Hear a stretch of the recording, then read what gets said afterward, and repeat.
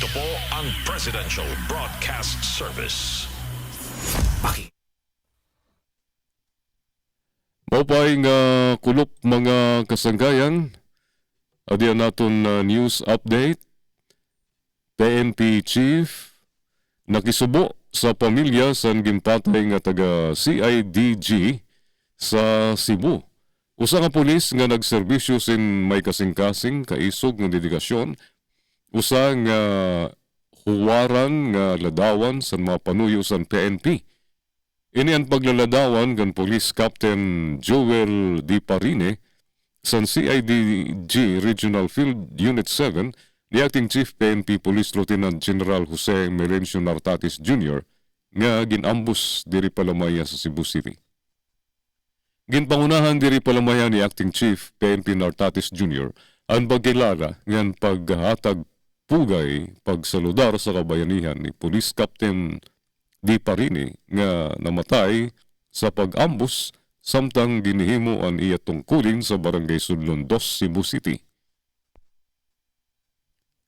Ginadumdum ni Lieutenant General Nartatis si Captain D. Parine bilang usang alagad ng batas nga tangkod, maisog ngan may malasakit sa tungkulin.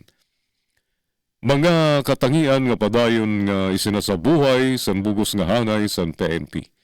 Sa Oktubre 31, 2025, personal nga bumisita si Lieutenant General Nartatis sa usa nga punerarya sa Talisay City, Cebu, agud maghatag sa orhi nga respeto sa namatay nga opisyal.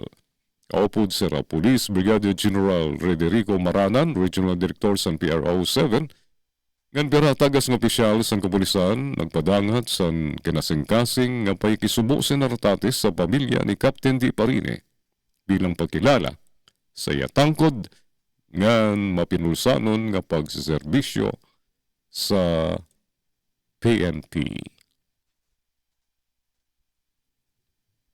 Bagyo Tino, Babayuhon, Leyte, Tatabukon, ang Palawan.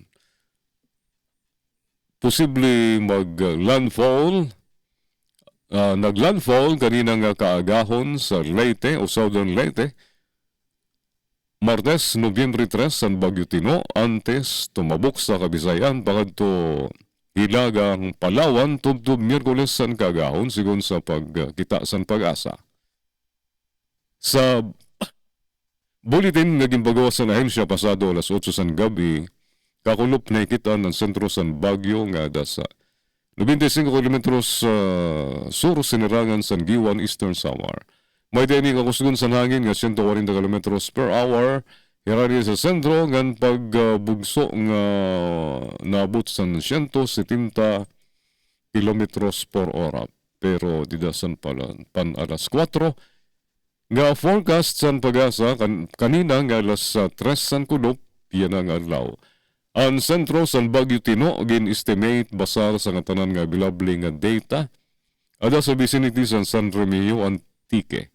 10.9 degrees north, 122.1 degrees east na may kakusgon sa nasustener nga hangin nga 130 km per hora hirani sa sentro ngan pagsuro sa Basco sa tubtub 180 km per hora ini nagios norte-weste sa kalaksayon nga 15 km per hora. Amo adto ang aton news update. Gin Navilon, iyutag notisya. Mula sa pinakamalawak na newsroom sa buong Pilipinas, ito ang Radyo Pilipinas.